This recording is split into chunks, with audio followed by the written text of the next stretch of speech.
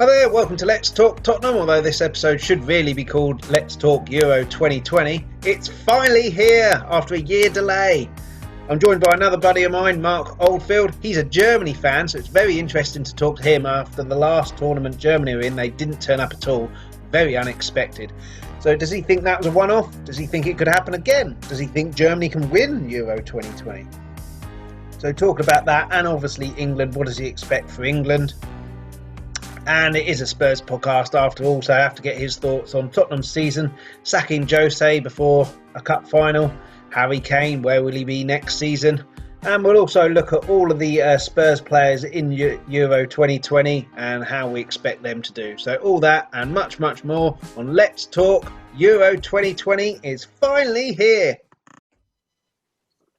Well, how's things? Yeah, good, mate. It's good. Long time no speak. I haven't spoken to you for God knows how long, and then the first time I speak to you, wearing a Germany shirt. you knew about the shirt. That's why you invited me on here. Yeah. We're talking mainly about the Euros today. Obviously, that starts Friday. Mark being Germany fan, a group of death that they're in, and could meet England in the second round if England win their group. But we'll talk about that in a sec. First off, this is a Spurs podcast. You were warned you would have to talk about Spurs a little bit, but obviously we finished the season in 7th, which was a lot lower than people were expecting. Were you surprised with how low we finished? I think personally, I think they were.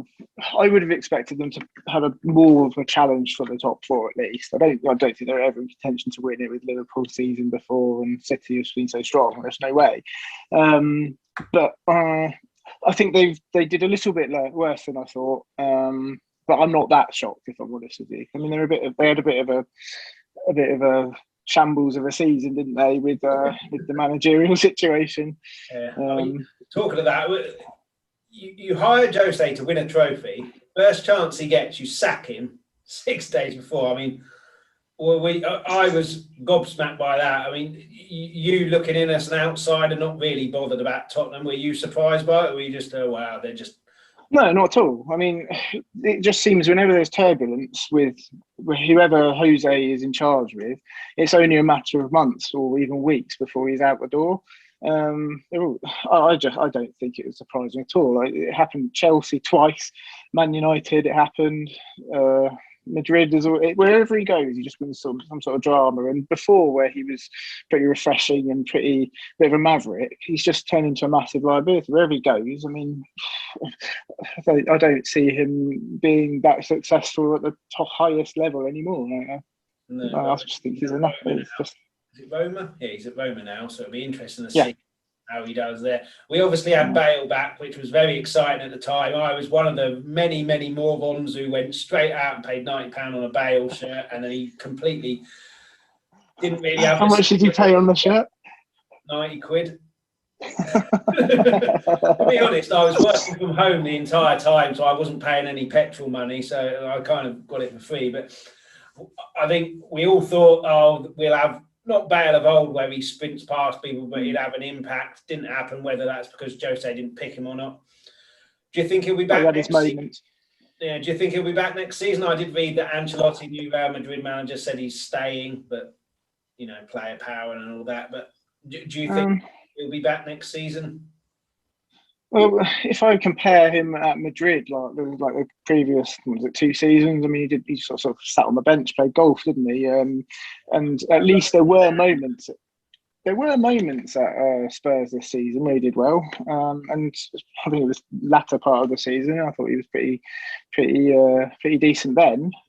So I don't know, to be honest. I mean, maybe if he has a good Euros for Wales, maybe that he'll. Maybe Ancelotti will be like, actually, come back for another season. I don't know though. I think Ancelotti will keep him, but so I don't get to see him play again with my new shirt. That was a waste of money. Speaking of players, will they be there next season? And then this will link into the Euros as well. Kane, obviously. No. Where do you see him playing next season?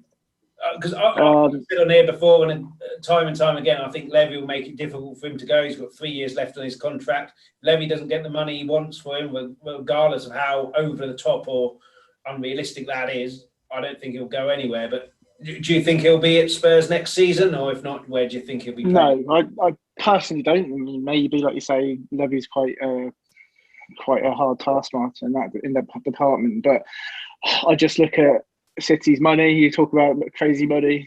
They've got an open position vacancy up top. Now Aguero's gone. That's for me the obvious choice.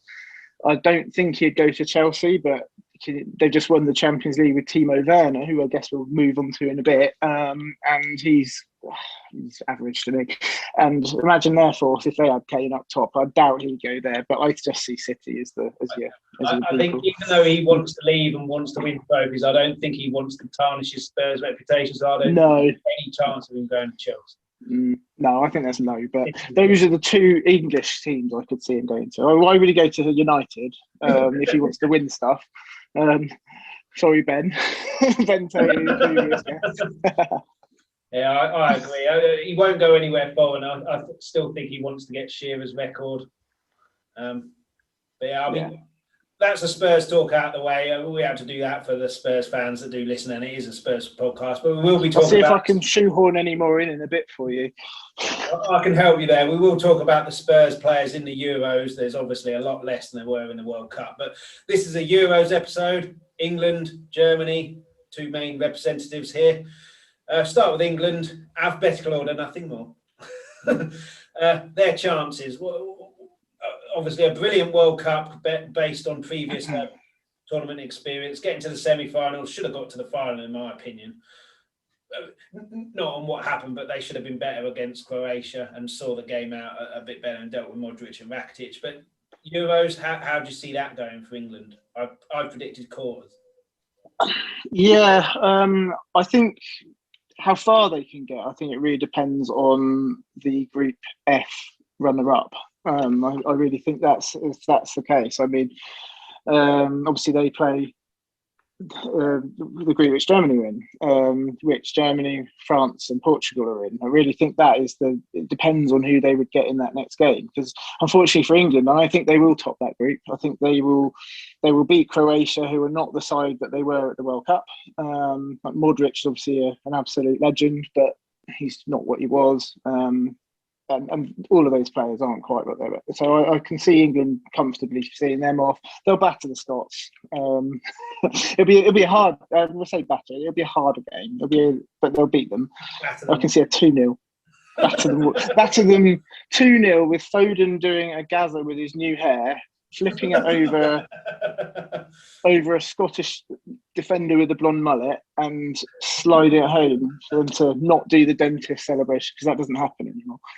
Yeah, I think that will be a tight game, but I think we should be winning that one. And Czech Republic, I'm not sure about. But if we do get the group of death team in the second round, we have to win the group for that. We play that game at Wembley, which I think part of me thinks. Whereas if we finish second and then get another group, I don't know which group, we play the second round away from Wembley, which your group there, we'll come on to Germany in a bit, but I think France, I think for me, they're my pick to win it. Portugal and most Germany, people's, aren't they? Portugal and Germany, I think that's 50-50. I think we can beat both of them. I think both of them can beat us. So I see France winning your group. We'll come on to your group in a bit more depth when we talk about Germany in a bit. But I see them winning the group, so I don't see us getting them in the second round. I see us getting either Germany or Portugal, which I think we can both win, certainly at Wembley. But yeah, I mean, I've lost my train of thought there. That's a professional. You asked me about England.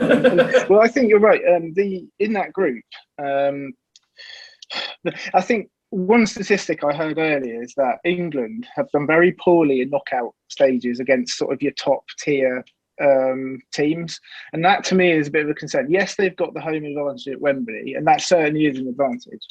But I just think you play even Germany. I think England may, with that home advantage, certainly edge it, maybe. That said, it's that, can they get past that mental block that they've got where they play tournament football against Germany? And other than, I think, Well, it's not even knockout. They've never beaten them in the knockouts. Portugal again. There's another one. They've lost to penalties in two. Was it 2004? Was it 6 and 2004? Again, that's Portugal, and then they're definitely no pushover. So I think the home advantage definitely helps. England have got an exciting team, and I suppose for me, they're a tournament too early to be challenging for the actual title of champion. Do you think the World Cup was just we got lucky in that respect in who we drew and the momentum, and it was kind of a false dawn, if you like? I mean, you can only play who's a cliche. You can only play who's in front of you. But yes, absolutely. I think England did get quite fortunate in who they got in place. I mean,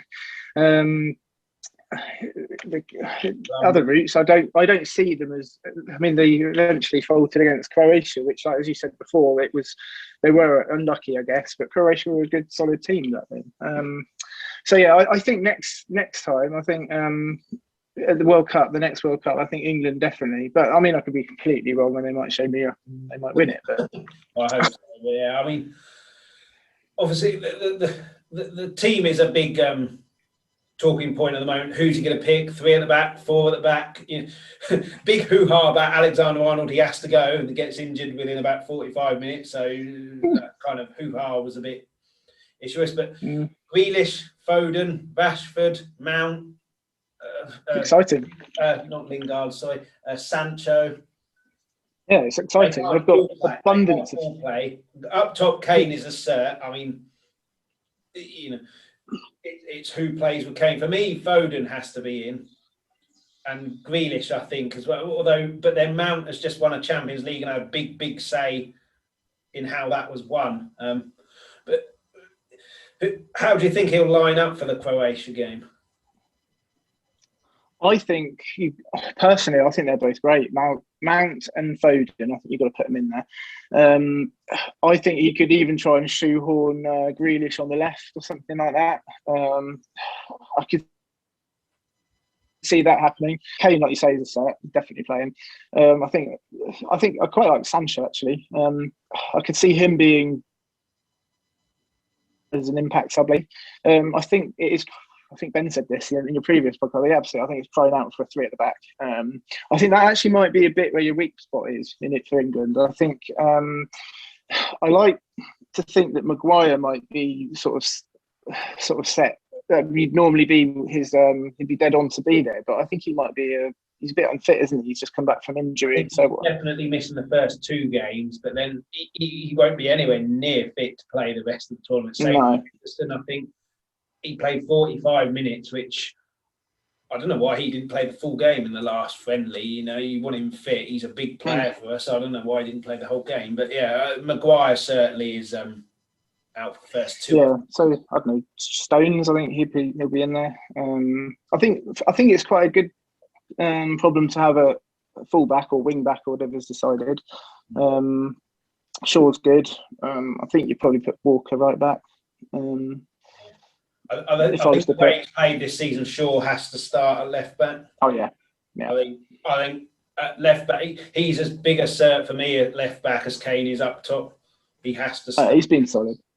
Yeah, it'd be interesting to me that Croatia game in the semi-final in the World Cup. Basically, we went 1-0 up. Kane was unlucky with us. He should have squared it to Sterling, but he's a striker. He's never going to. But then Rakitic and Modric took over, and I thought that it was crying out for someone like a Dyer to come in and just sit there and kind of break it up.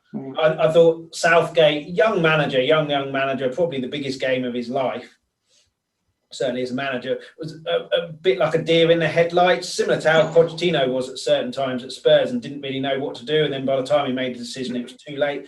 So it'll be very interesting to know. And it's been 3 years since that, hasn't it? Normally it's 2. So it'll be very interesting to know if he's learned from that. And if the same thing happens again, where we're 1-0 up in a precarious situation, a tight game, and then the other team turn it on, whether he'll then make changes. Yeah, I mean, what England do have going for them is there's a lot of home games, so that's going to relieve a lot of pressure. I think you're right. I think he'll definitely learn. He's had 3 years of experience since that World Cup where he did very well. I think the team is even better than they had in the World Cup. So I think they've got a strong team, and you've got one of the top 3 strikers in the world as your talisman. I think England are going to go. I think they're going to do well. They're definitely going to top that group. They could very well, with that Wembley position, if we're talking as if England definitely gets. I think they will win the group, but that next round they are at Wembley again. That home advantage. And by then, if they're winning the group, they might have that momentum and people behind them, as they did at the last World Cup. So England I think they've got a very good chance, but I think they just won't get quite clinch the title. I've said quarters. I say home advantage. That's obviously if fans are allowed in, which 21st of June is looking unlikely to happen with the COVID situation. But I think what will happen is everything will open up for the Euros. Everyone can go to the Euros. Tourists can come over. As soon as that's finished, lockdown again. But we don't need to talk about Last thing on England, Kane, obviously the transfer saga that we touched upon. Do you think that will affect him? Because he's never really had... Well, he's always had, Kane should leave and all that, but it's never been Kane wants to leave before. And the journalists are going to ask him every single time they speak, where you're going to be playing next season. Do you think that will affect him, or do you think he's this tough guy, mentally tough guy who can just chuck that away and just focus on the game? I don't think that will affect him. I think he probably, I reckon he knows where he wants to go, and he'll probably have, as I said before, I think he might well go to City, and I think you might have people like Foden going, Harry, come. Well, I think that's a gimme. Yeah, I think. I personally, I think, as a 28-year-old professional who's literally the top 3 strikers I can think of, and I can only think of Mbappe ahead of him, or in level terms, and Haaland potentially as my top 3 strikers, and Harry Kane's one of them. I don't see him having the question marks over his future as something which is going to affect him. I think he could well get the Golden Boot. Yeah. Yeah, well, if we get as many penalties as we did in the World Cup, he's got a very good chance of getting that. But yeah, let's move on to Germany now. And for anyone listening and going, "Oh, Mark, why is Mark supporting Germany? He's got an English accent." He is half German, so it's not a glory supporting thing. So before anyone criticises, but yeah, and he can fluent German as well. So it's not just he has put everything. Who's this English accented glory supporter? Yeah, so just no, I should have said that at the start. But anyway, Germany are a really interesting one for me, because the World Cup, they did something that I've never ever seen, never thought I'd see, which is not turn up to a major tournament. We beat Germany 5-1 in 2002, I think, and you were an awful team back then, and you get to the final because you turn up in the tournament. And the World Cup, everyone, I thought, they've had a bad game, another bad game. They had a chance, I think, in the last game. If they win, they go through, and you didn't. And I was thinking that, well, they will get through, they'll scrape through, and then they'll turn up, and it never happened. Do you think that was a blip? Do you think it hints at problems going forward? Do you think it will rectify itself this World Cup? I mean, the group of death is obviously a wild card here. If you're in a group like England, for example, you'd say, well, Germany are the favourites for that group. Yeah.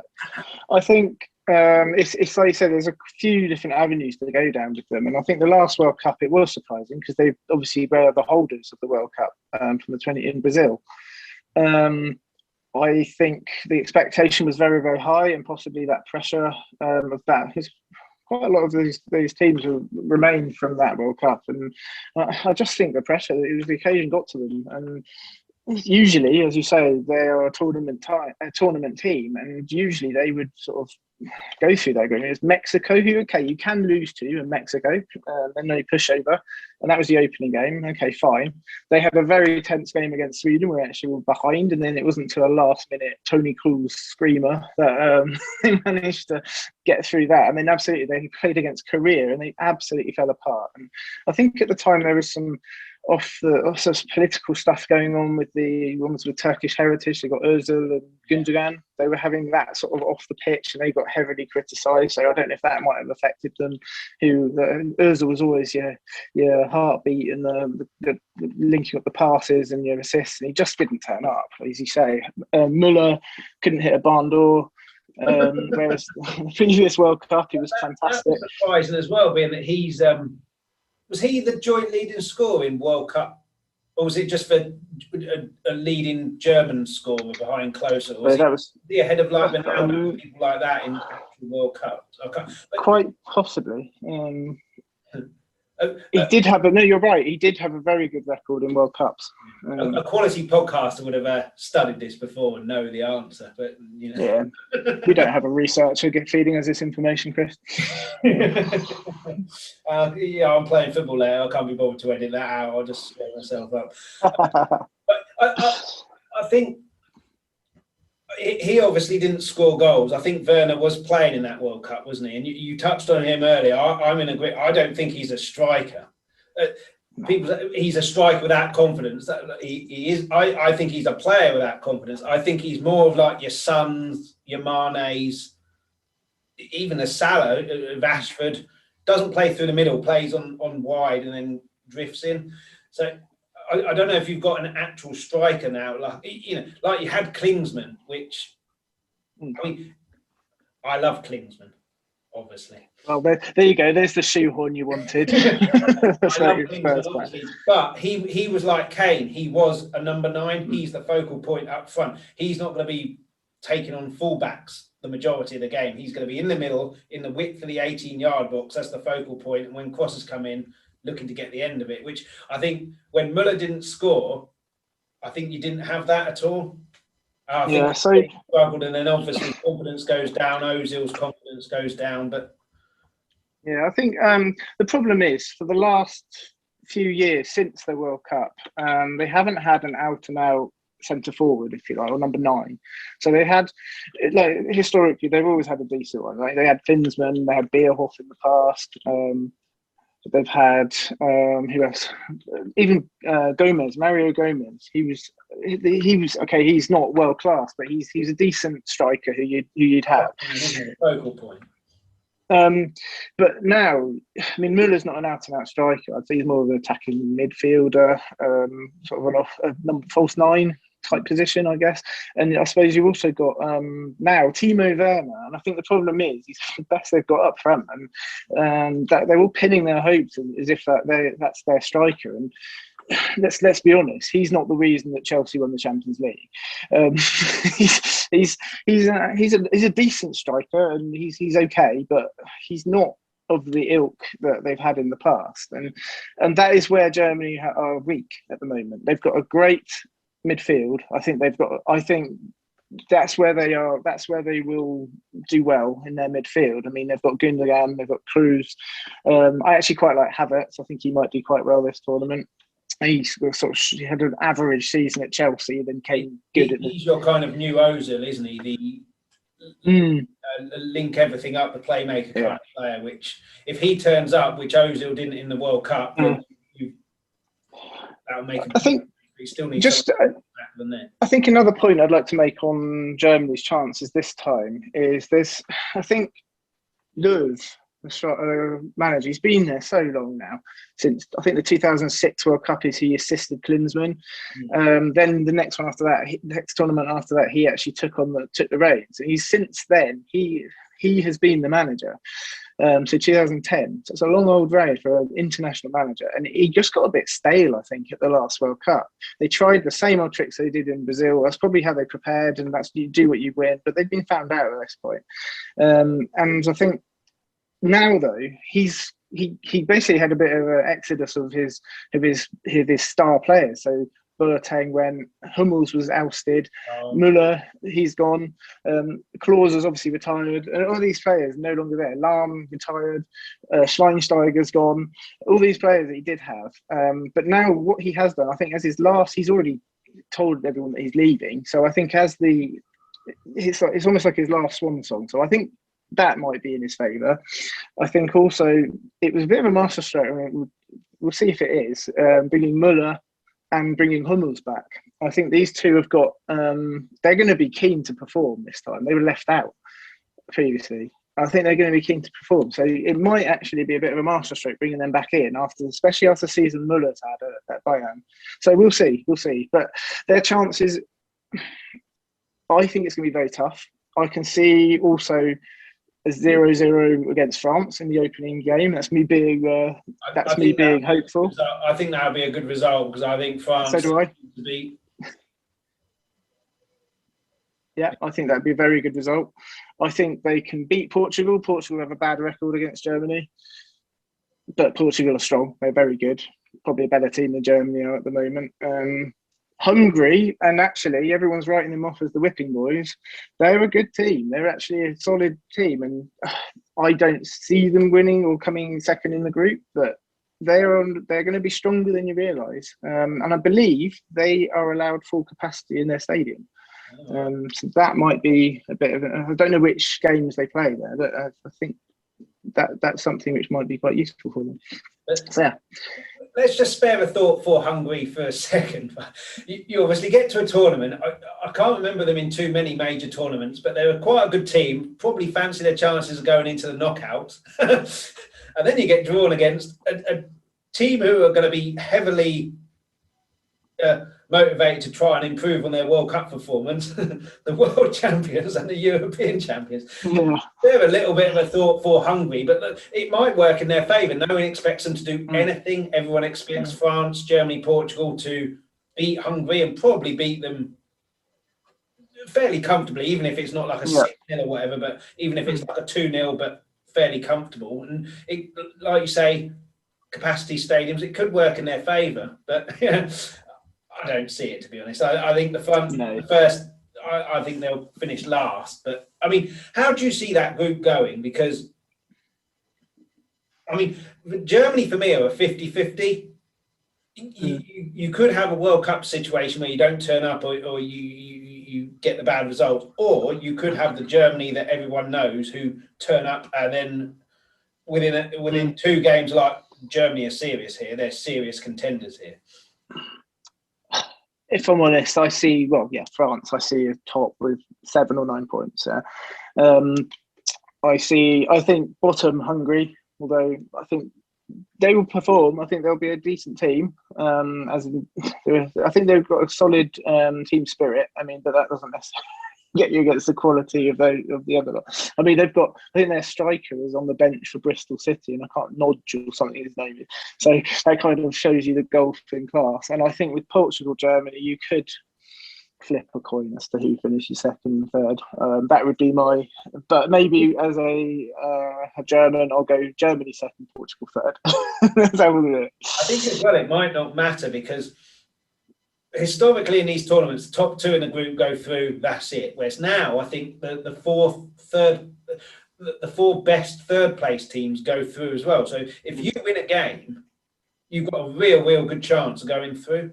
So, I mean, if you got a draw against France, beat Hungary, I think 4 points would probably, certainly if it was good and you beat Hungary handsomely, I think all 3 of those teams could go through, which, I mean, that's a scary prospect. Everyone goes, the group of death, we're not in it. One of the big boys is going out. But it could be that none of them go out and then they're all in the knockout. Yeah, it seems a little bit cheap, doesn't it? The way it's structured, because they've opened it up a bit. And so it kind of... You kind of get a second chance. With spare thought then for England. So say they finish top of their group and then they play either say France, say Portugal. France are winning that group. Say Portugal. So that's who they've got in their next round. Where Germany finished third, and I don't know who they would. But can you imagine? They'd have someone like, I don't know, Turkey or someone like that. Who are Turkey no pushovers, but it's going to be an easier game then. So can you imagine that they finished third? I mean, everyone likes the easier route in terms of the teams that you're expected to beat, but then that can sometimes be a hindrance because if we had a beaten Croatia in that World Cup, they're a good team, but they're not an elite team, and Sweden weren't that great, Colombia weren't. All of a sudden, you're playing all of these teams which aren't that great, and then you're playing France with Mbappe and all of this stuff going on. I mean, sometimes you're so used to playing the lesser teams, and that's not meant to be disrespectful, that you can't then suddenly change for the bigger team. So it might benefit England if we won the group and got one of you three, and if we could win that. And then I think you mentioned about England, not beating one of the top teams. I can't remember, like a mental block kind of thing. I can't remember how you mentioned it. We did that in the World Cup with the penalty shootout. We've never won a World Cup penalty shootout before that Colombia game. So that was a huge, huge thing as well. So I think that will be in their minds as well, going, these records are against us, but so was that one, and look how that turned out. So I think there'll be no fear for England. But then obviously, I don't think we'll get France. Like you say, I think they'll win that group. But I'm always of the opinion as well, if you want to be the best, at some point you've got to beat the best. And absolutely. So, I mean, if historically, I can't remember too many tournaments where a team or a club or a country has gone through the rounds, sort of beating sort of lesser teams and then getting to the final and winning. If you look at, for example, Germany, you go back to 2002 World Cup in Japan and Korea, right? So Germany had Saudi Arabia, who they beat 9-0 in the opening group game. They went then through. That's why Klose got so many goals, actually in the World Cup, because I think he got 5 that game or something ridiculous. So they kind of shows why he got so many goals eventually. But let's not take that accolade. I love Klose. But I can't remember that World Cup. Germany then in the next round had someone like Chile, then the United States, then South Korea, and then they had Brazil in the final. Fell through. England had exactly the same situation here. Had they beaten Croatia in the semis, they had France, and I personally don't think they'd have won that. Field day in that one. Yeah, I do too. He'd had even more of a fun party time than he did against Croatia. but my point is that you need, like, I'm agreeing with you, is that you do need to. When Germany won the World Cup in 2014, that wasn't an easy route to the final. They beat Brazil quite comfortably there. They had Argentina in the final, which was a bloody hard game. And so on. So you do need to beat the best in order to win things. So that eventually, if England want that, they need. They need. Yeah, I mean, France, your pick for it? They're definitely mine. Yeah, it's a bit boring to say, but absolutely, I think as well with. I think they're even better than their World Cup squad. I think they're with Benzema there as well. They've got 2 number 9s. I mean, he does disrupt things actually, so we'll see. But what a pick! What a team! France I can't really. Maybe Lloris. There goes another Tottenham shoehorn. Like, I imagine I think he's made a couple of errors or high-profile errors, hasn't he? But again, top keeper. Improvement, yeah, it's probably near on double figures. But, but with a team like that, you'd hope that he didn't have as many chances to mess it up. But, yeah. We mentioned Germany; they normally turn up for tournaments. We haven't mentioned another one, which are Italy, which I wouldn't say dark horses, but no one's really talking about Italy from what I've seen, and I wouldn't discount them. They're in a group which on paper they should get through. I don't know who they play in the next round. Being at 4th, 3rd place teams go through, I mean, it's completely. You look at the second round, it's like, Group A, winners of Group A play either, runners up of Group B. It's like, I can't be bothered to work that out. I mean, Belgium as well, but their manager. I'm worried that we're waiting, Spurs, until the end of the Euros to appoint him. I mean, you'd be better off with me. I don't rate him at all. That Belgian team, the Belgium equivalent of our golden era with the Gerrards, the Owens, the Beckhams, the Scholes, and he's done nothing with them. So they're dark horses for me, Belgium. But then, you've got Germany, who, if they turn up for tournaments like they do in the past, you can't really discount them as a winner. Italy, exactly the same, I think. I think they could cause a few surprises because Spain, they're still there. I don't see Spain winning. I think see them doing the same sort of level as England and Germany, perhaps. Spain, or maybe slightly lower. I don't think they're an established enough team. They don't have the superstars that they did. I mean, they've got a decent team. Don't get me wrong, they've got some fantastic individuals, but I don't think they've quite got that power that they had before. Italy, though, you can't ever write them off, can you? Even they've not got a vintage team, but again, it's another tournament team who historically have high expectations, and they always sort of come together, and they're just historically a big team. And you wouldn't think, oh, I've got Italy next. Oh, good. It's never. So yeah, they're at that level. So yeah. Portugal, I don't think you can discount either. They're the European champions. They've still got Ronaldo, who, regardless of how old he is still a powerhouse in football. And Ben mentioned on the previous episode, which I didn't know, is that their whole team now is a lot more rounded, which, if you think about it, has to be, because he's in his 30s now. He's going to be retiring. To lose someone like that leaves a huge void. So you can't just have him and then 10 others. So it makes sense that they've now got a rounded team, which, I mean, they won the Euros, but it looked to me like they, every time someone got the ball in forward areas, they were looking for him rather than doing something themselves, which, from what Ben was saying, is now not the case. And Fernandes as well. Obviously, you've seen United loves to be the main man as well. And it wouldn't surprise me if they go really far in that tournament. I've got France-Portugal final, which whether they can meet each other in the final or they meet each other, I don't know. I didn't work that out. But I wouldn't discount France. I think will win, but I don't think you can discount Italy, Germany if they show up, Portugal or Spain. I think England are in the dark horse category for me, with Belgium, Denmark, because of Eriksen. I think he can string the game together. And Turkey for me, because they've got some brilliant defenders, and they're my dark horses. Who are your dark horses? Well, I was actually going to agree. I think Turkey are actually.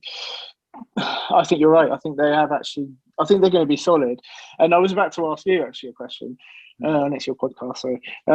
But you don't think this might be a year where the expectations are turned on the tables and Greece comes in and wins the tournament? Well, I mean, it's a year like a tournament like no other, isn't it? It's been delayed by a year, so it wouldn't surprise you but yeah, I mean, they came out of nowhere, Greece, didn't they? Which I mean, but there was that team spirit. That it was just that it was down to that and parking a massive Greek bus, whatever. Do you think that could be Wales again? They obviously had a brilliant team spirit in the last Euros, but no. I think Bale is very, very twilight of his career, and I think he was the difference for Wales back then. And he hasn't played enough for a start. I don't even see them getting through the group. Oh really? Yeah. No. I mean, it's strange though. What happened to Ryan Giggs? Well, I don't like Ryan Giggs. That's gonna be disruptive. But yeah, the disruption there. I mean, he's been their manager throughout the qualifying thing, and then awful person, awful. I've not liked him since the whole. Brother. So one of my friends has got a theory. A thing where you're not allowed to talk about it. So one of my an injunction. That's it. Yeah, one of my friends has always been sort of like, everyone sort of when he did he get sports personality of the year one year, and everyone around that sort of time, butter wouldn't melt, would it? He was. I mean, he was. Don't get me wrong. What a player! A player! Fantastic. But then it's sort of that off the field antics, which sort of let him down, and someone who could be revered as one of the greats. It's completely tarnished now. If all those allegations are correct. Like that, if you do stuff like that, you can't expect your players to behave, because how can you? It's just hypocritical, isn't it? But like you say, it's going to have some disruption, and obviously he'd have had a plan going into the Euros. They qualified however long ago it was. He'd have had a plan of what they're doing and preparing for the Euros, and that's now gone out the window unless the person in charge now has completely taken that on to the letter, which I'm not sure. But obviously we've got Davies and Rodon in that squad. Rodon hardly plays. Davies probably will play for Wales, but and then we'll say Bale because he's still technically on loan at this moment in time, I think. But he could do something, but he's lost a bit of the pace. He's still got a bit now. So I just don't think... I mentioned about Portugal always looking to Ronaldo. I think Wales will probably look to him. Rams is still there, who was a great player, but I think he hasn't played that much at Juventus. Yeah, I mean, I hope Wales do well. I mean, and I hope Scotland do well. You know, if it could be England and Scotland 1 and 2, I'd really like that. But I just don't see it. I think Scotland will give a good account of themselves. They often do, as in spirited wise. They're not often winning. But I think I hope the home nations do well. But we shall see. I mean, France have got Hugo in goal and Sissoko. I mean, I can't imagine he'll play a huge amount, Sissoko, but Hugo's their captain, which I think he's possibly a bit of a weak link because, like you say, he keeps making mistakes. But if their defence is sorted, then the ball ain't going to get anywhere near Hugo to make mistakes. But because he made a mistake at the end of the World Cup, didn't he? Which I think made it 4-2. Didn't really matter in the end. Yeah, he's got a mistake in him, but the French firepower is more than enough to make up for that. I mean, Griezmann at the top of his game, and Mbappe just scary talent. He's only 21 or something like that. It's a weapon, isn't it? He's been at the top of his game for years. Denmark have Højbjerg, which he's had a brilliant season for Spurs, but he's played 50 games, and I think he suffered from burnout towards the end, and he hasn't had a huge amount of time off from the end of the season until the Euros start. So I think even though he's a quality player, I think he could be suffering from burnout as well in that tournament if he plays every game. But I mean, what a player he's been for us. And if you can get someone else in that position next season to give him a bit of a rest, he can be as good as he was in the first half of the season. But how do you think his Euros will go with Denmark? I was going to actually say, when you asked me earlier about Spurs this season, he was always one of the names which was actually quite positive for Spurs this season. It was, I think he's been absolutely solid player. He's been one of your revelations this year. I think he will do well.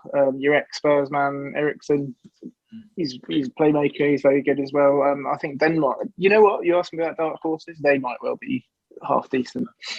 Do quite well. He's obviously their main man, but I think when your main man is the guy who doesn't score the most goals, you've got a chance. I think when your main man is the one who scores all the goals, you're always looking to him, but you've got to have someone to supply him, which Eriksen is going to be that supplier. And if he has the ball, people will know that if they make the run, 8 times out of 10 they're going to be found, so they'll make the runs. And so yeah, the dark horses for me. I like Højbjerg, so I like to see Denmark do well, not above England, obviously. Belgium, we've got Toby in that, which honorary player for them as well. Vertonghen, love Vertonghen. Again, though, is Belgium just they're England from the 2002-2006, just win the group easily, look like they're unbeatable, come up against a good team, fall flat. I think that will happen again, certainly with that manager in charge. But they do have De Bruyne, they've got Lukaku, who's had a brilliant season, Hazard, which he hasn't had a great season, but the talent is still all there to see. Courtois, who's still a quality keeper. They've got some world-class players. Yeah, Tielemans, is he in it? I mean, they've got some good players. Right? I really like the Belgian squad. We're on here saying, well, no, they won't do anything. Could be their year to go or play, but I just don't see it. But and Toby isn't the defender he was 3 years ago. So what he might not play. Yeah, I can't see them winning it, but they've got good players, so why not? Who knows? Yeah, and then obviously last but no means least, everyone's hero, Harry, for England. I mean, it's completely different to the World Cup where we had about 4 or 5 Spurs players in there. We had about God knows how many players in the actual World Cup. But Harry is obviously England's main man. I don't think there's any question about that, regardless of how Foden, Grealish, Mount, whoever have played this season. Harry's the one who gets you the goals. It's just will we be able to get the service to him, which I wasn't sure we would have been able to in the World Cup, but then he scored about 4 penalties. But I think with Foden and Grealish, if you can get space and get them on the ball, Kane will make the runs, and then he can be found. And what those two do as well is if Kane is running in the channels, one of them, or even Sterling or Mount or whoever's playing, will then become that striker and run past him in a similar way that Ali used to do and things like that. So I think it's looking promising for England, but I think the defence, like you mentioned, is the sticking point. You're slightly iffy there, but no, England have abundance of firepower. Do you know who I wish England had put in? Jamie Vardy. I think he's retired, but he would. I know it's harping back to the last World Cup, but I think him and Kane really did actually complement each other quite a lot. Yeah. That would have been quite good. Oh, it's kind of moot anyway now. It's not happening. We've talked about dark horses teams. Any players that you think could suddenly burst into the limelight? And I mean, I would say Foden and Grealish, but like they're well known anyway. So if they have a good tournament, they're not bursting onto the scene because they're already on the scene. But I think Turkey will have some.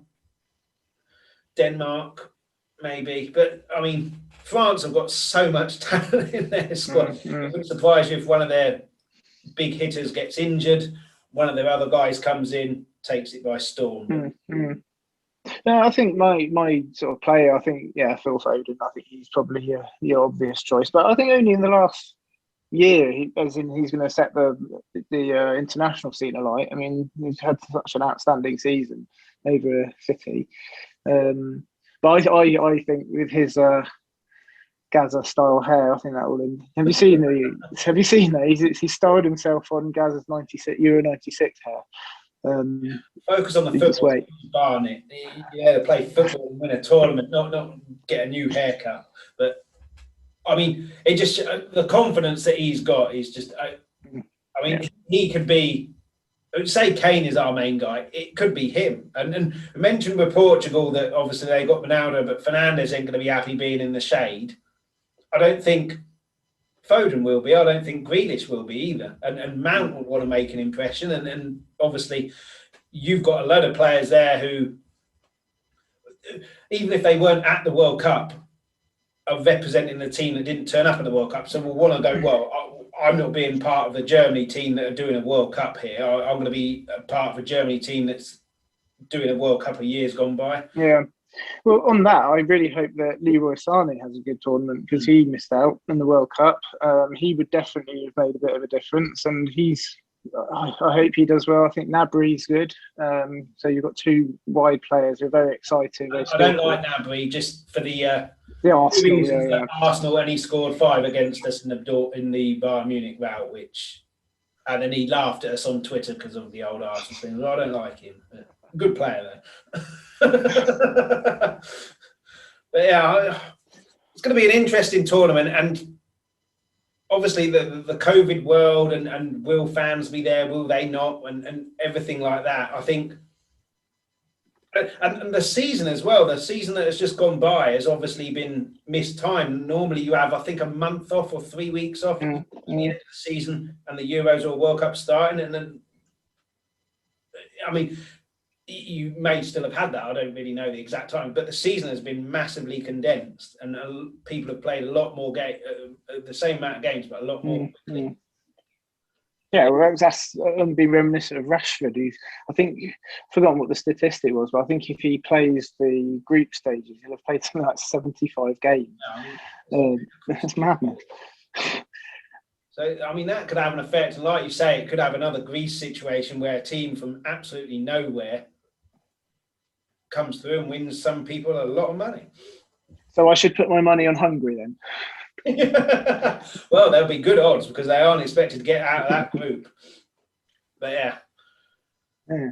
I think I've just worked out how I can pay him off my mortgage. Good. Yeah. Well, I've put a bet on the first round of games, betting on who will win, lose, or if it'll be a draw. £3. I think I put it on £59,000. That'll come in very handy. But best wishes with that one. I guarantee you that first game, whatever it is, will lose the bet for me. So it'll literally be over before it's even started. But bet big or don't bet at all. I've only ever put one bet on in football, and that was the 2010 World Cup, where I put Rooney to be top scorer and England to beat the USA something like 2-0. That didn't work out very well at all. Yeah, but it's going to be a really, really interesting tournament.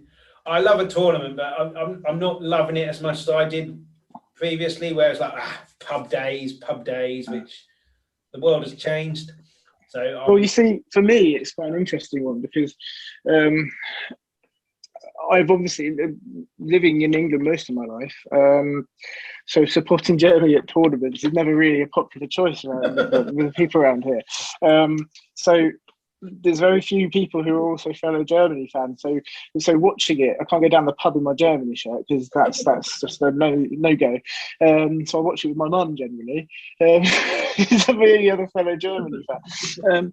That said, when I was in Germany, now that was a good time, and so when I watched the 2008 Euros there, when Germany lost to Spain in the final. Now that was good crack.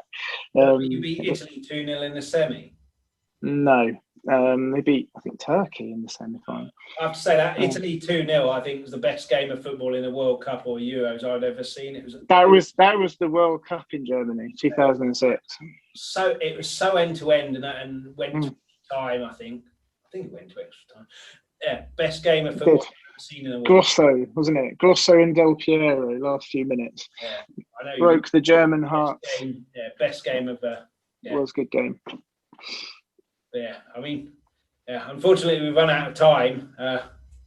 Obviously, there's only so much you can say in a preview because you don't actually know what will happen, and your predictions very well could be. We've said this team will win, that team will be a dark horse. England will do this, Germany will do this, and literally that could fall down in flames. And but it's been great having you on.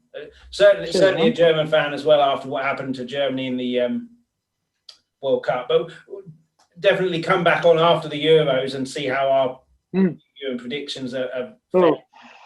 If Germany play England, that'd be an interesting one. We'll see. Yeah. But yeah, before you go, I know you're on Twitter. If anyone doesn't follow you, where can they find you? So it's MPO540. So if you want to see me tagging Chris into random footballers' Twitter feeds, then. But yes, that's about the only Twitter page I have and Twitter activity I do. So find me there. Don't give him a follow. And been great to talk to you. And good luck for the tournament, but not too much luck. Yeah, thank you. Luck in the World Cup, but less luck than us.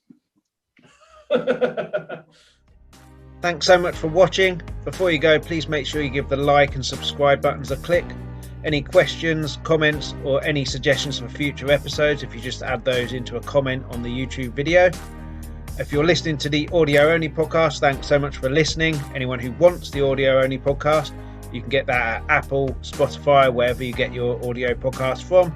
Alternatively, if you go to Twitter at LTalkTottenham, you can find all the information there. I'll be back soon. Until then, come on, you Spurs!